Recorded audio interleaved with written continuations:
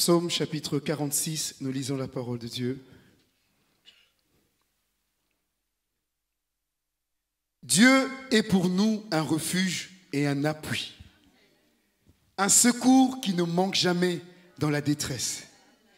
C'est pourquoi nous sommes sans crainte quand la terre est bouleversée et que les montagnes chancellent au cœur des mers, quand les flots de la mer mugissent, écument, se soulèvent jusqu'à faire trembler les montagnes. Il est un fleuve dont les courants réjouissent la cité de Dieu, le sanctuaire des demeures du Très-Haut. Dieu est au milieu d'elle, elle n'est point ébranlée. Dieu la secourt dès l'aube du matin. Des nations s'agitent, des royaumes s'ébranlent. Il fait entendre sa voix La terre se fond d'épouvante. L'Éternel des armées est avec nous. Le Dieu de Jacob est pour nous une haute retraite. Venez contempler les œuvres de l'Éternel, les ravages qu'il a opérés sur la terre. C'est lui qui a fait cesser les combats jusqu'au bout de la terre. Il a brisé l'arc, il a rompu la lance, il a consumé par le feu les chars de guerre. Arrêtez et sachez que je suis Dieu. Je domine sur les nations, je domine sur la terre. L'Éternel des armées est avec nous. Le Dieu de Jacob est pour nous une haute retraite. Amen. Alléluia. Chaque promesse dans la Bible est mienne. Chaque chapitre, chaque verset, chaque ligne. Oui, je crois en son amour divin. Chaque promesse dans la Bible est mienne. Chante mon frère. Chaque promesse dans la Bible est mienne. Chaque chapitre, chaque verset, chaque ligne. Oui, je crois en son amour divin. Chaque promesse dans la Bible. Chante mon frère. Chaque promesse dans la Bible est mienne. Chaque chapitre, chaque verset, chaque ligne. Oui, je crois en son amour divin. Chaque promesse dans la Bible est mienne. Oh, que ton nom soit exalté, mon Seigneur. Qu'il soit vraiment béni et élevé encore aujourd'hui, mon Père Saint. Louange, honneur, gloire et tout appartient encore aujourd'hui, Père. Tu es le Très-Haut, comme les saints de qui tu les déclares, mon roi. Tu demeureras toujours le Très-Haut, mon bénémoine Père Tébissant. Le Tout-Puissant, c'est toi, notre Dieu. Tu es réellement l'auteur de tout, mon bénémoine Père Dieu. Nous l'avons entendu, tu domines sur tout, mon Père Saint. Oh, tu es réellement le Dieu qui domine, Père. Nous te remercions, mon bénémoine Père Tébissant. C'est toi qui as fait cesser les combats, mon bénémoine Père Tébissant. Oh Dieu, c'est toi qui as remporté la bataille, mon bénémoine Père Saint. Nous nous réjouissons de pouvoir t'avoir. Oh Dieu, avec toi, nous ferons des exploits, mon bénémoine Père Tébissant. Nous sommes un peuple heureux, mon bénémoine Père Tébissant.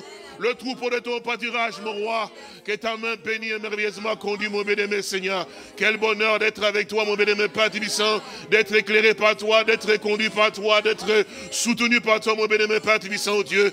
Vers qui d'autre pourra nous tourner encore aujourd'hui, mon bénémoine Père Saint.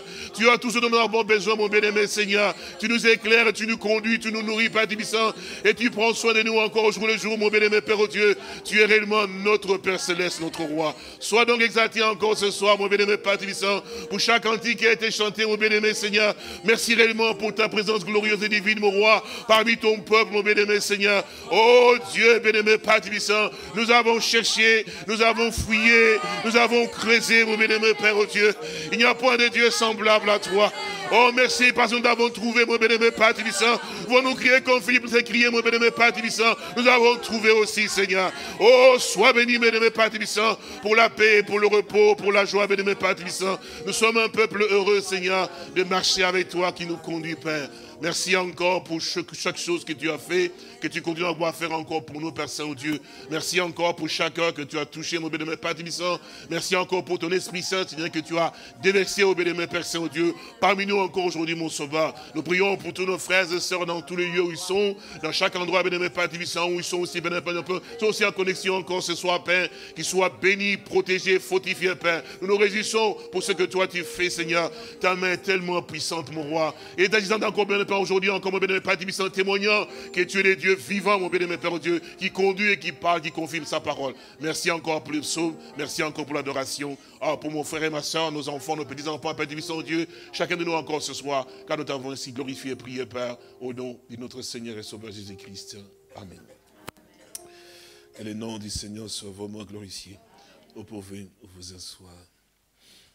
C'est toujours un bonheur, une grâce, un privilège lorsque nous pouvons nous retrouver ensemble et dans sa maison et pour réellement aussi nous réjouir dans sa présence au travers des chants et des cantiques. Qu'il soit donc béni notre Dieu pour son amour, vraiment de ce qu'il fait pour nous. Il nous fortifie, quand même nous sommes faibles, il nous relève.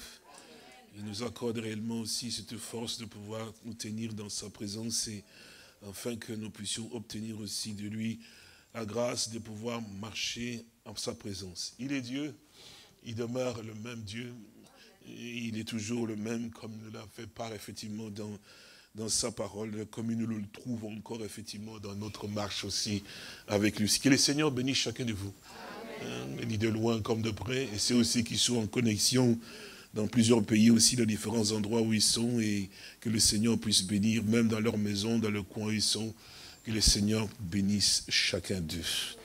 Le rassemblement, que le Seigneur nous accorde la grâce de pouvoir avoir, a toujours eu une importance aux yeux du Seigneur et aussi aux yeux aussi du peuple, parce que c'est la question qui avait été posée, où sera Seigneur? Il a dit, là où se trouvera le corps, là s'assembleront les aigles, effectivement aussi. Et il a dit aussi, rassemblement, mon peuple qui a fait alliance avec moi par les sacrifices.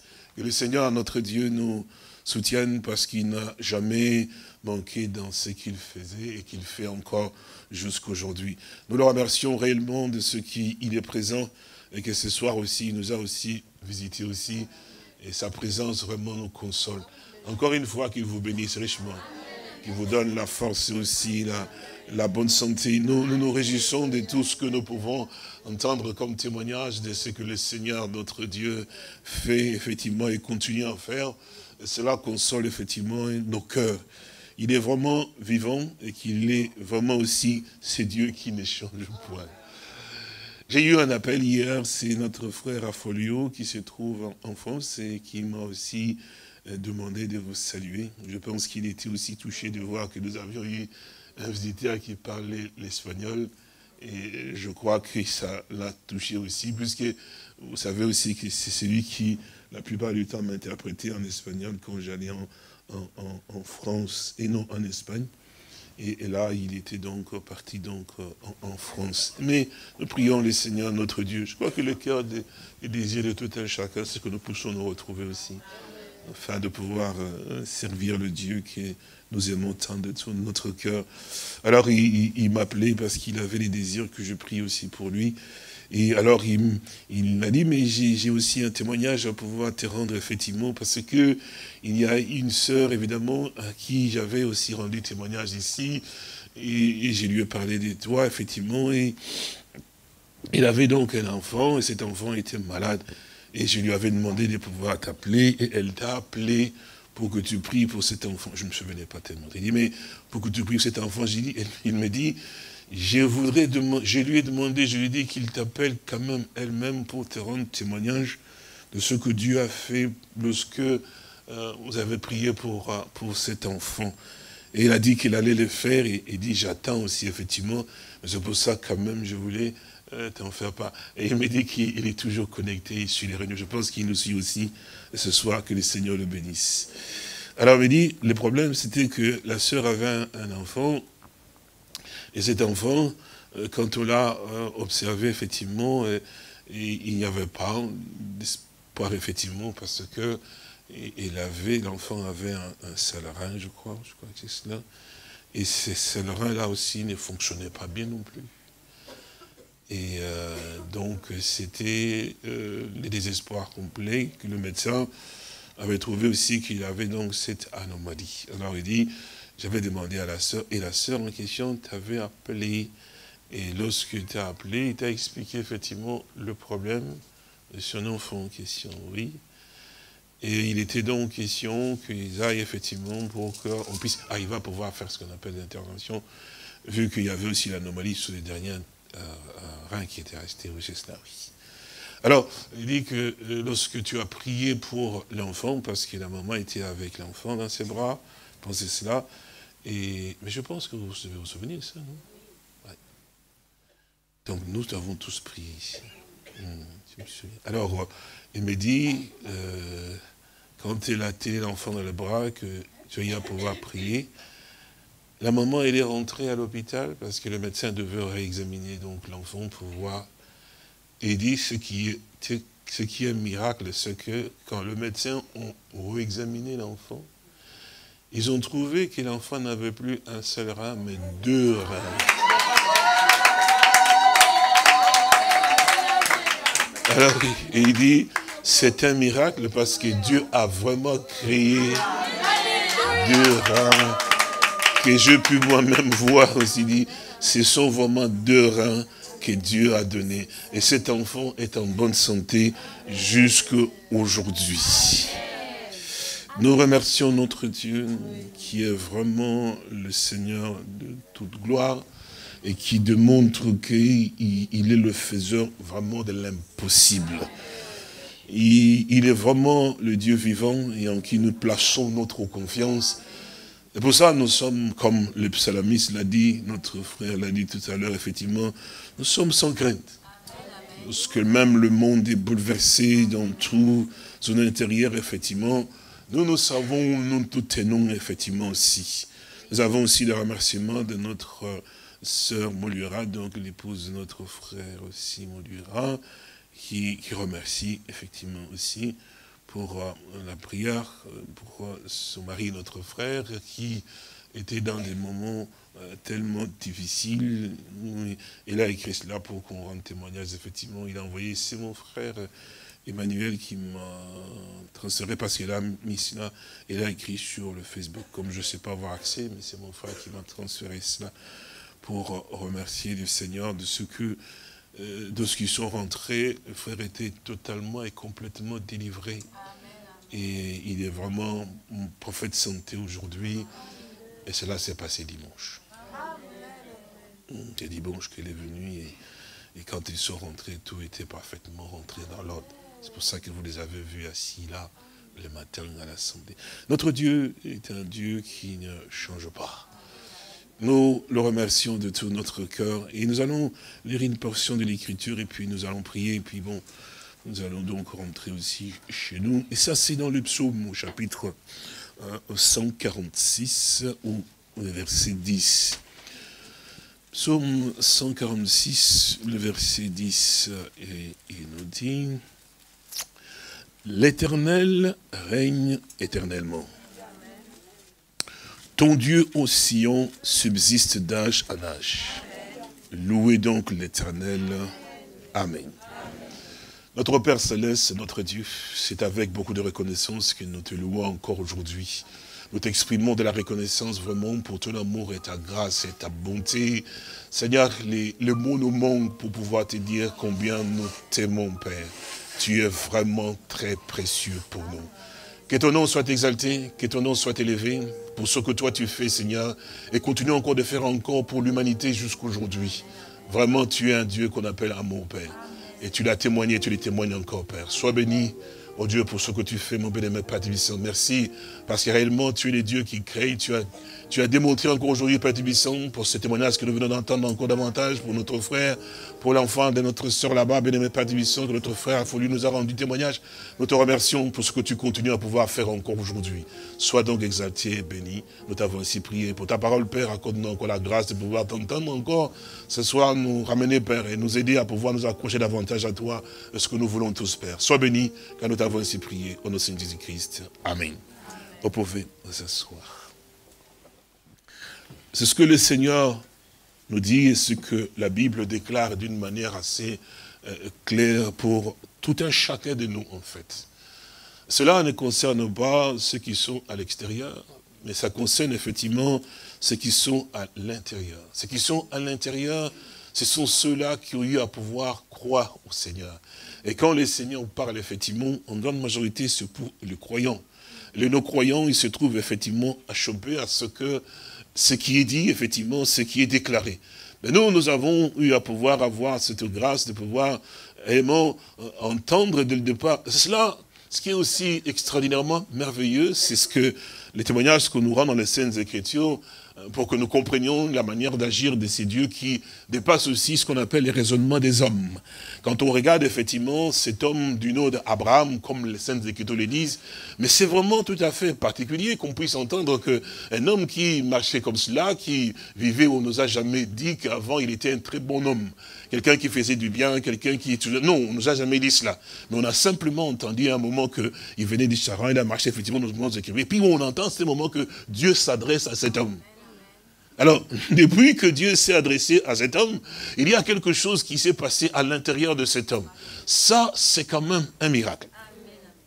C'est vrai que nous lisons cela, mais en réalité, quand on peut se poser vraiment humainement parlant la question, parce que nous sommes sur cette terre, étant des hommes qui vivent sur la terre, nés sur la terre, ne voyant que la terre, ne considérant que la terre, effectivement, et les éléments que nous trouvons autour de nous, effectivement, et puis étant habitués aussi aux choses que nous pouvons voir. Nous prenons, par exemple, effectivement, aussi l'exemple, effectivement, des maris, lorsque l'ange est venu vers Marie, qui lui a dit que oui, tu vas avoir un fils, donc tu vas être enceinte, avoir un enfant. Et puis, vous connaissez la réponse de Marie, il lui dit, mais comment cela va-t-il se faire? Parce que je ne connais point d'homme. C'est pas possible qu'effectivement une fille qui n'a jamais connu d'homme puisse avoir un enfant. Parce que depuis que le monde est monde, c'est impossible que cela soit ainsi. Donc, parce que notre environnement, effectivement, aussi nous entoure en nous montrant qu'effectivement que nous sommes soumis aussi aux conditions dans lesquelles nous nous trouvons. Et c'est comme cela qu'était aussi Abraham, effectivement. Il marchait, effectivement, avec tout l'environnement. Mais à un moment, ce qui est extraordinaire, c'est que Dieu l'appelle. Et cette voix lui dit, effectivement, mais quitte ton père et ta mère et ta patrie. Et cet homme, il n'a pas hésité, il est sorti. Et puis, ça c'est vrai. Mais puis là où la chose devient aussi problématique, c'est qu'il arrive à un certain moment, il a entendu ce que Dieu lui a dit, il était tellement content, mais il dit à Dieu que j'ai un souci parce que je n'ai pas de postérité. Donc je n'ai pas d'enfant, je n'ai absolument rien. Effectivement, bon, tu vas me bénir. C'est toujours un souci, hein. Tu vas me bénir et tout ça, bon, quand je vais partir, tout ça va servir à qui? C'est vrai que moi je suis heureux, mais maintenant, ben, tu as dit tu me béniras, mais qui sera héritier de tout ce que tu vas me donner? Est-ce que vous comprenez? C'est la manière dont... Et puis Dieu lui dit à un homme naturel, comme vous et moi, qui a toujours vécu avoir quelqu'un qui a ses enfants, là il les compte 1, 2, 3, 4, 5, 6, 7, 8, 9, 10, et puis il dit, viens ici Abraham, lève la tête vers le ciel.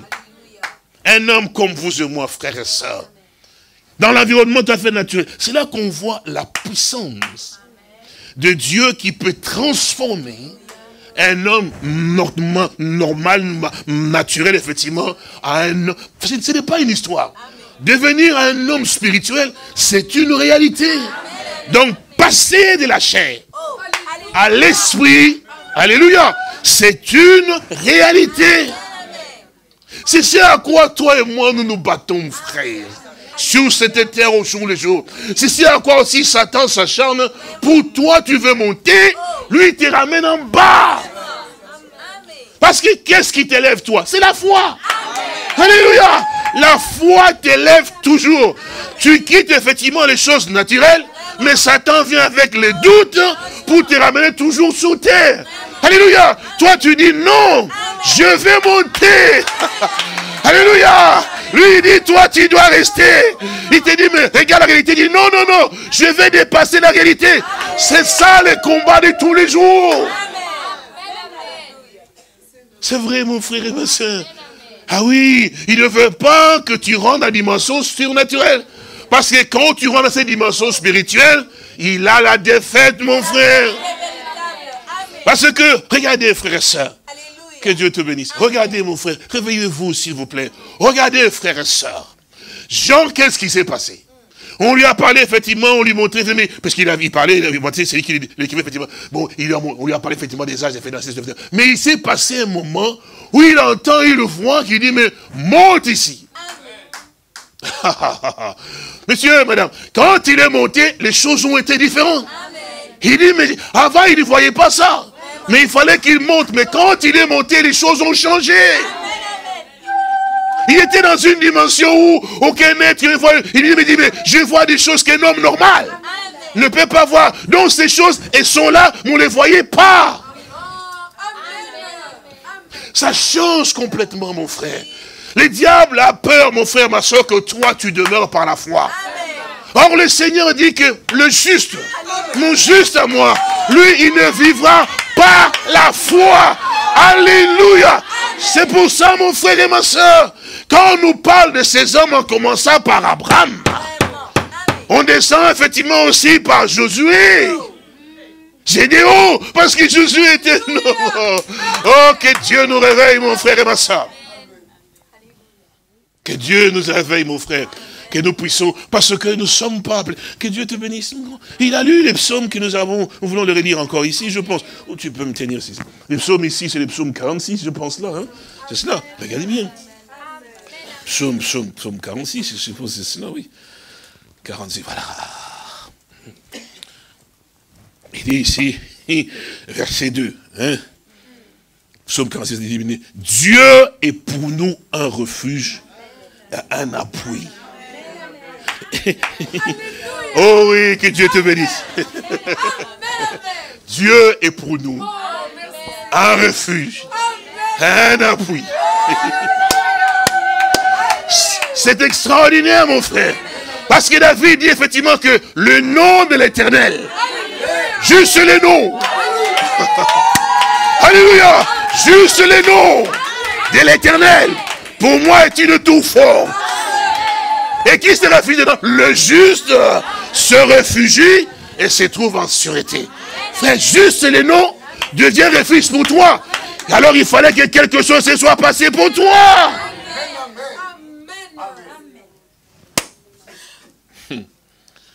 Quand il dit que Dieu est pour nous un refuge. Or Dieu, tu ne l'attaques pas. Est-ce que vous comprenez? Frères et sœurs, il faut qu'on se réveille. Dieu, tu ne le touches pas. Ah oui, c'est vrai. Tu ne le touches pas, Dieu. Parce que Dieu est esprit. Mais comment est-ce qu'il est devenu pour toi un refuge? Vous voyez la lutte entre la foi et les doutes et l'incrédulité.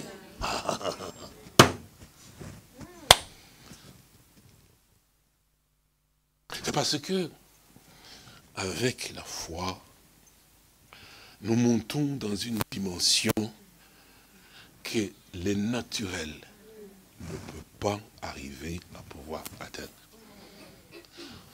Vous vous souvenez ce que le Seigneur, notre Dieu, a dit à Nicodème? Est-ce que vous vous souvenez?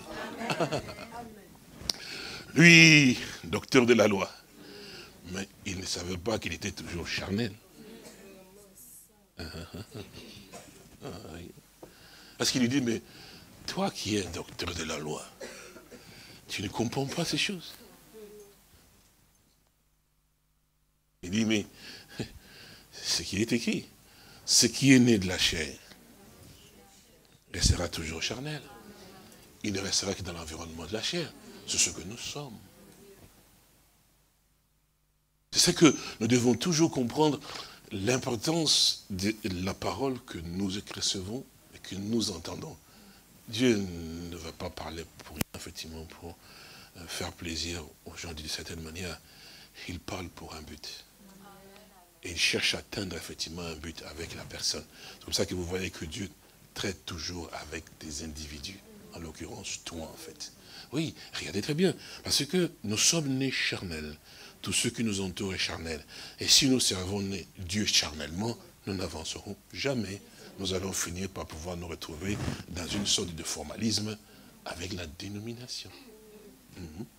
Parce qu'on ne voit pas très loin. On voit que la manière dont on va, parce que notre logique est toujours aussi d'une manière aussi charnelle. Mais il dit que si un homme n'est né de nouveau, parce que l'homme naturel, c'est un homme charnel. Si un homme n'est né de nouveau. Alors, je peux comprendre maintenant pour que nous puissions réaliser ce que, et pourquoi il combattait le maître. Cet homme qui dit, mais comment un homme peut-il naître de nouveau? En fait, le Seigneur, pendant qu'il parlait, il a toujours dit, mes paroles sont esprit et vie. Pendant qu'il parlait, effectivement, il l'amenait à monter mais son intelligence. C'est pour ça qu'on dit, ne t'appuie pas sur son intelligence. Son intelligence et sa logique l'attirer toujours vers le bas. C'est-à-dire, mais comment un homme peut-il naître de nouveau? Or, celui qui te parle, effectivement, il est tenté de t'amener plus haut. Vous direz, mes frères, Léonard, quand même. Mais je vais vous donner l'exemple, non, la femme au puits. Amen. Vous vous souvenez? Amen. La parole, nous attendons à son importance. Cette femme, quand elle est tenue, elle venait pour puiser de l'eau naturelle. Il a trouvé un homme assis. Cet homme-là lui demande, donne-moi de l'eau à boire. Vous vous souvenez? Et il commence à dire, mais toi qui es juif, effectivement, vous connaissez, non? Alors il lui dit une chose. Si toi aujourd'hui tu connaissais les dons de Dieu, et c'est lui qui te parle, tu lui aurais toi-même demandé de l'eau. Alors maintenant il passe, il te devrait donner de l'eau qui te irait à la vie éternelle. Ah! Est-ce que vous comprenez? Donc, on est passé des stades. Quand lui, il parle, effectivement, il veut t'amener à quelque chose. Parce que d'abord, toi et moi devons comprendre que le Seigneur n'est pas charnel. Et la parole de Dieu n'est pas aussi charnelle. Elle est spirituelle. Donc, c'est pour nous amener tous à être spirituels. Alors maintenant, pourquoi vous restez toujours charnel? Est-ce que vous comprenez? C'est pour que vous puissiez réaliser effectivement que, comme ce sont des choses qui sont spirituelles, si nous les apercevons à leur dimension spirituelle, alors l'homme spirituel, il doit grandir. Nous l'avons entendu ici il y a longtemps. L'homme spirituel, c'est celui qui domine surtout. Il domine sur le naturel, il domine sur tout. Bien sûr que oui. C'est pour ça qu'on l'a appelé Dieu, puisqu'il est écrit, vous êtes des dieux. Pas le physique ici. C'est ce qui est à l'intérieur. Et c'est pour ça qu'il parlait à Nicodème, il dit, mais toi qui es un docteur de la loi, tu ne connais pas ces choses, mais ce qui est né de la chair est chair, ce qui est né de l'esprit est esprit. Maintenant, regardez très bien, comment est-ce que nous pouvons naître de nouveau? Vous voyez, mon frère et ma soeur, vous voyez ce qui se passe en fait. Comment est-ce que nous pouvons naître de nouveau? Eh bien, la Bible nous fait savoir que au commencement était la parole. Vous comprenez? La parole n'est pas charnelle. Vous comprenez cela, non? Alors, elle nous décrit effectivement ce qu'est la parole, ce qu'est là. Et puis, au verset 11, 12, il dit, mais elle est venue chez les siens. Vous vous souvenez? Et il nous dit que et les siens ne l'ont pas reçu. Maintenant, c'est là que la foi entre en action. Vous suivez? Parce que si la foi n'entre pas en action, rien ne va se passer. Il dit, mais à ceux qui l'ont reçu. Donc il faut qu'il y ait quand même cette foi qui t'amène à pouvoir recevoir la chose, mais ce que tu reçois là, ce n'est pas naturel. Ce que tu reçois n'est pas naturel. Ce que tu reçois est spirituel. Est-ce que vous comprenez? Donc la foi n'est pas une chose naturelle. Bien sûr que non. La foi est un don qui n'est pas naturel. C'est un don qui vient de Dieu, qui fait que toi, tu puisses arriver à pouvoir accepter de pouvoir prendre quelque chose que ton naturel ne peut pas admettre ni accepter. Oui, et ça, mon frère et ma soeur, c'est le point sur lequel Satan va beaucoup te tenir, toi, mon frère, et toi, ma soeur. Parce que quand nous lisons dans les Saintes Écritures, nous voyons que la Bible dit que sans la foi, on nous dit clairement que, nous allons le lire avec vous, hein, Hébreux 13, Hébreux 11, pardon. Hébreux 11, Hébreux chapitre 11.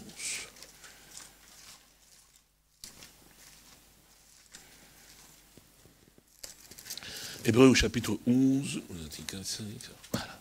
Alors, il nous dit ici, alors, nous allons lire à partir du verset 1. Or, la foi est une ferme assurance de choses qu'on espère, une démonstration de celles qu'on ne voit pas. Quand vous lisez les Saintes Écritures, prêtez bien attention. Est-ce que vous comprenez?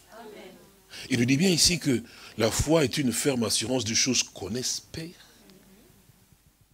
Quand on dit ferme assurance, ça veut dire quoi? Ça veut dire que la chose dont vous avez la certitude, que peu importe. Prenons par exemple, effectivement, quand on nous parle de l'enlèvement, beaucoup de gens entendent parler de l'enlèvement, mais en fait, il y en a de ceux, qui est parmi vous, et parmi tant d'autres, effectivement, qui ont une telle assurance que ça peut bouger. Ça peut se passer, même si on veut me dire que Dieu n'existe pas, Dieu a changé. Il est impossible que moi, ici, je doute de l'enlèvement, parce qu'en l'enlèvement, je fais partie. Est-ce que vous comprenez? Parce que, vous savez, frères et sœurs, c'est quelque chose qui est tellement ancré en vous, que vous ne pouvez même, pour vous c'est déjà devenu une réalité, que dans ce, bon, il ne faut pas non plus aller à l'extrême pour croire comme tous ceux qui croient à des histoires des démons, effectivement, que nous sommes déjà enlevés, vous comprenez? Parce que ça, vous savez, les démons travaillent aussi dans ce domaine. Mais ici, je crois que nous comprenons ce que les Seigneurs nous fait comprendre. Ce que nous avons une telle assurance qu'effectivement, que dans l'enlèvement, nous y serons. Donc, moi ici, j'y serai. Et aussi, c'est impossible que l'enlèvement ne puisse pas se faire. Vous avez la preuve. Qu'est-ce qui est la chose qui te donne, toi, la preuve que l'enlèvement aura lieu? Parce qu'il faut quand même que tu aies quelque chose sur quoi, toi, tu es attaché.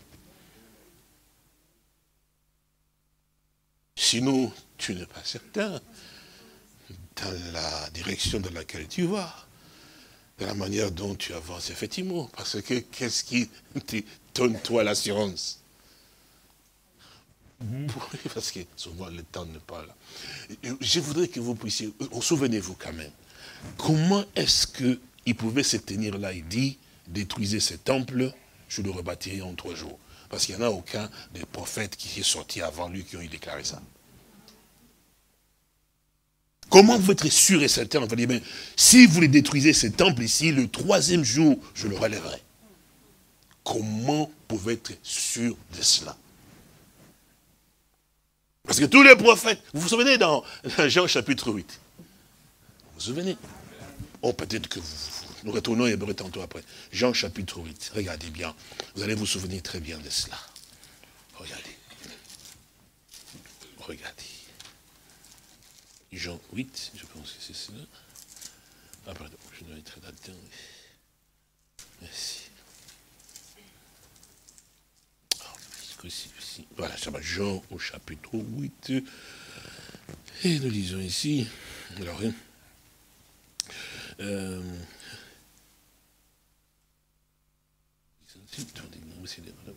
ah, voilà.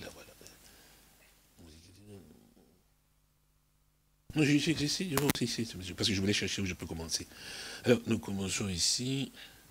Voilà. Ah, voilà. Nous commençons à partir du verset 45. Bon, verset 45, désolé. Il dit, et moi, parce que je vous dis la vérité, vous ne me croyez pas. Qui de vous me convaincra de péché? Si j'ai dit la vérité, pourquoi ne me croyez-vous pas? Celui qui est né des dieux écoute les paroles de Dieu. Vous n'écoutez pas parce que vous n'êtes pas des dieux. Maintenant, verset 48, les Juifs lui répondirent, n'avons-nous pas raison de dire que tu es un Samaritain et que tu as un démon? C'est du Seigneur dont on parle. Hein? Le verset 49, Jésus répliqua, je n'ai point de démon, mais j'honore mon Père et vous m'outragez. Je ne cherche point ma gloire, il en a un qui la cherche et qui juge. Et en vérité, je vous l'ai dit, vous suivez, verset 51, si quelqu'un garde ma parole, il ne verra jamais la mort. Verset 52, maintenant, lui dire les Juifs. Vous entendez? Ce n'était pas les païens. Hein? Maintenant, lui dire les Juifs, nous savons que tu as vraiment un démon. Là, vraiment, tu as exagéré. Tu as vraiment un démon. Parce qu'il veut dire que celui qui croit ma parole, il avait dit, je voulais dire que celui qui quelqu'un croit, garde ma parole, il ne verra jamais la mort. Il dit, maintenant, nous réalisons que là, tu es passé au-delà. Tu as vraiment un démon. Maintenant, ils lui disent, mais Abraham est mort. Les prophètes aussi sont morts. Donc, c'est pour dire qu'effectivement, enfin, tous les prophètes qui sont sortis avant lui, ils sont tous morts. Jamais ne serait les vins disant qu'il a dit, bon, détruisez ces temples, effectivement, dans le 3e jour, je le rebâtirai. Est-ce que vous entendez cela? Mais lui, il pouvait se tenir debout. Parce qu'il était aussi un prophète, puisqu'il dit, le Seigneur, notre Dieu, suscitera d'entre vos frères un prophète comme, vous l'écouterez, pour ça on l'appelait fils de l'homme. Donc, il était aussi un prophète. Mais de tous les prophètes, ils sont tous morts. Il se tient debout là, il dit, détruisez ces temples, et je les rebâtirai le 3e jour. Sur quoi pouvait-il se baser? Alors, frère, vous savez, vous connaissez cela, non? Dans les psaumes, hein? Il est écrit, tu ne permettras point que ton sein voie la corruption. Je vais vous poser la question. Cette parole-là était écrite avant qu'on puisse voir Christ manifesté, n'est-ce pas? Donc avant lui, il y a eu beaucoup de prophètes. Cette écriture, est-ce que vous suivez? Était toujours écrite là. Avant lui, les prophètes qui ont apparu aussi, cette écriture-là était là. Pourquoi aucun d'eux ne s'est référé à cela?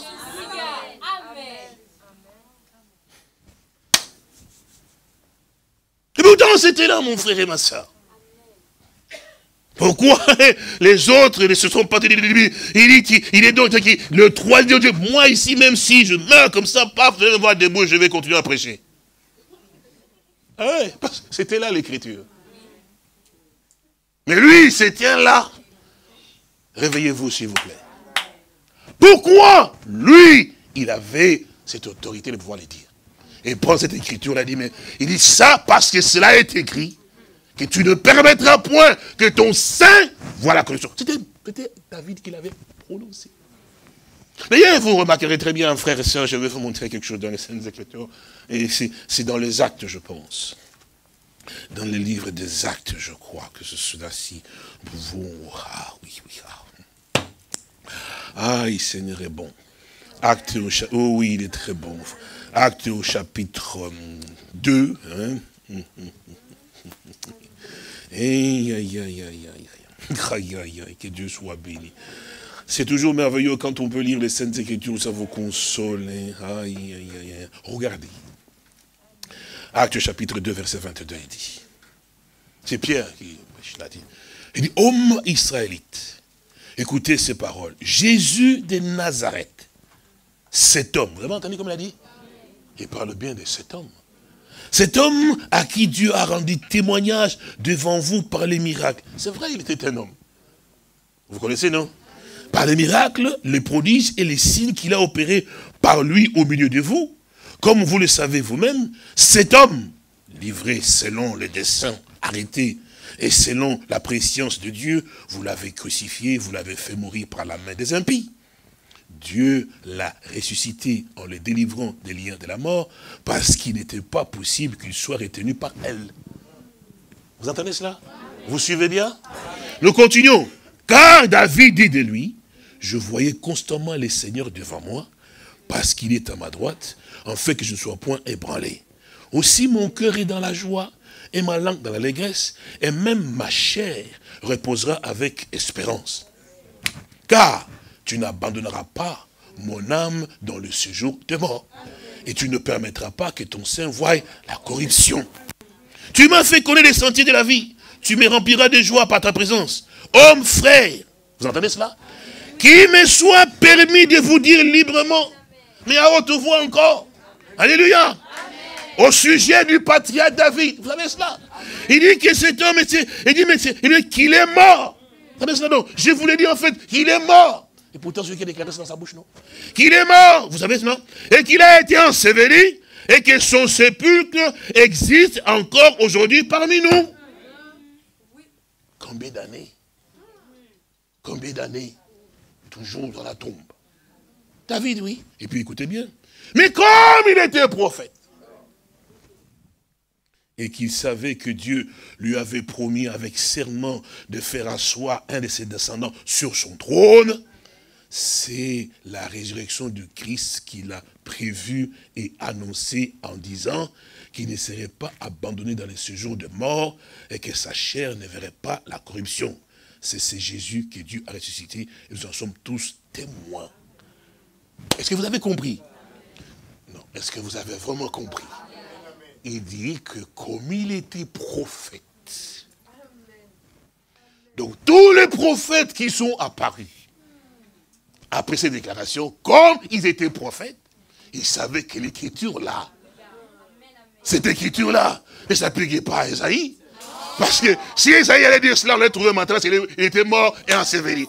Donc comme ils étaient des prophètes, ils savaient que l'écriture là, alléluia, ce n'est pas moi, non.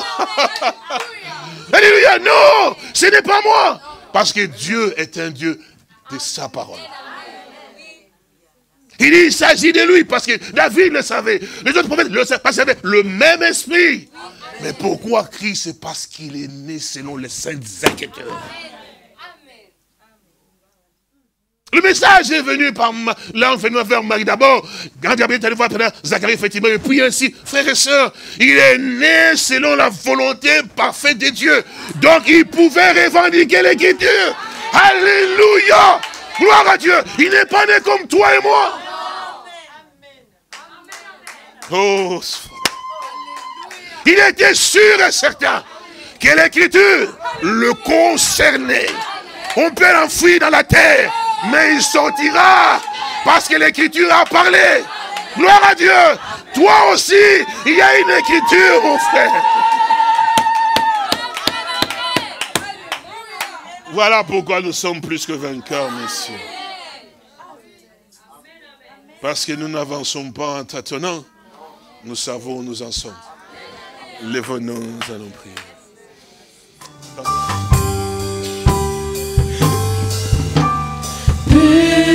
Purifie mon cœur, rends-moi aussi pur que l'or et l'argent. Purifie mon cœur, rends-moi aussi pur que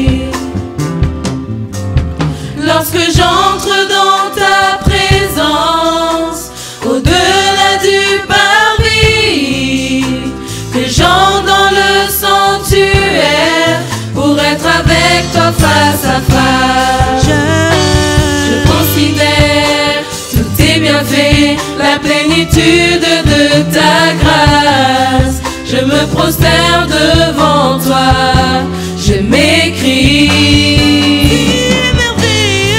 Tu es merveilleux dans ces lieux, Dieu puissant. Tu es merveilleux dans ces lieux.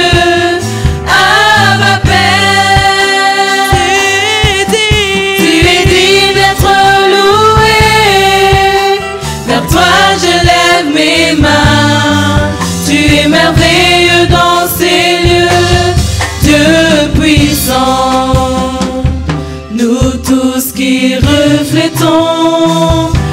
Seigneur de gloire, à visage découvert, comme dans un miroir. Nous sommes transformés par son image transfigurée, de gloire en gloire, par le Seigneur l'Esprit. Tu es glorieux, notre Père, notre Dieu. Tu es merveilleux sur ton trône de lumière. Et tu resplendis dans ton palais de gloire. Sur ta beauté, nous fixons nos regards. Nous entrons dans tes portes avec des actions de grâce. Nous apportons l'adoration de nos cœurs. Et reçois, Seigneur, nos louanges comme un parfum de bonne odeur. Nous célébrons ta sainteté. Nous entrons dans tes portes avec des actions de grâce. Nous apportons l'adoration de nos cœurs. Et reçois, Seigneur, nos louanges comme un parfum de bonne odeur. Nous célébrons ta sainteté.